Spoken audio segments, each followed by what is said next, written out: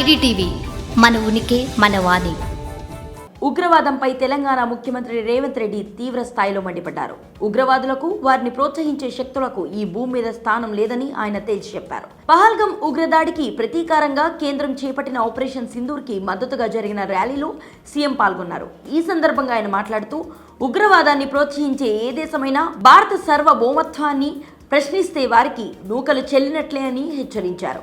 Operation సింధూర్తోనే ఉగ్రవాదులకు సరైన సమాధానం చెప్పగలమని ఆయన ధీమా వ్యక్తం చేశారు.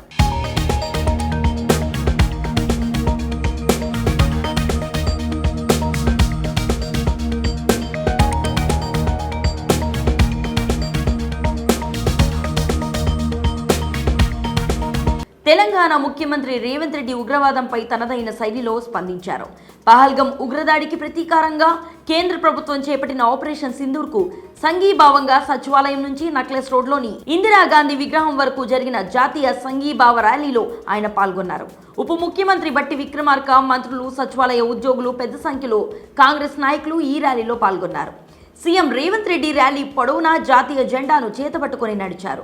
ర్యాలీ అనంతరం పహల్గం ఉగ్రదాడిలో మరణించిన వారికి సీఎం రేవంత్ రెడ్డి, ఇతర నాయకులు పుష్పాంజలి ఘటించి మౌనం పాటించారు. ఈ సందర్భంగా సీఎం మాట్లాడుతూ, ఉగ్రవాదాన్ని పెంచి పోషిస్తూ భారత సార్వభౌమాధికారంపై దాడి చేయాలనుకునే వారికి ఈ భూమి మీద స్థానం లేదని స్పష్టం చేశారు.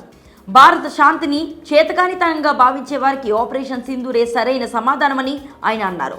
భారతదేశ శాంతి ఆకాంక్షను ఎవరైనా బలహీనతగా భావిస్తే, మన భూభాగంలోనికి చొరబడి ఆడబడుచుల సింధూరాన్ని తుడిచివేయాలని చూస్తే వారికి ఆపరేషన్ సింధూర్తోనే సమాధానం చెప్తాం.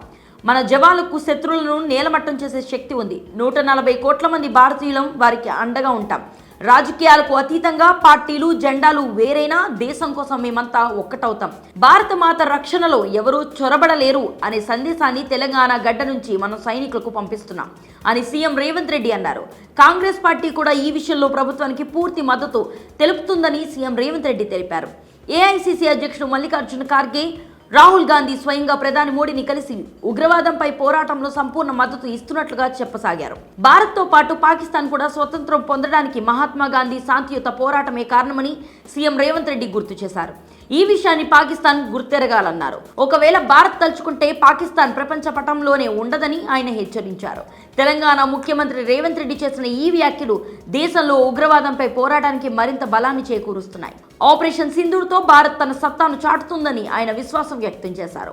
ఈ వీడియో కనుక మీకు నచ్చినట్లయితే లైక్ చేయండి, షేర్ చేయండి. మరిన్ని ఇంట్రెస్టింగ్ అప్డేట్స్ కోసం ఐడిటీని సబ్స్క్రైబ్ చేసుకోండి.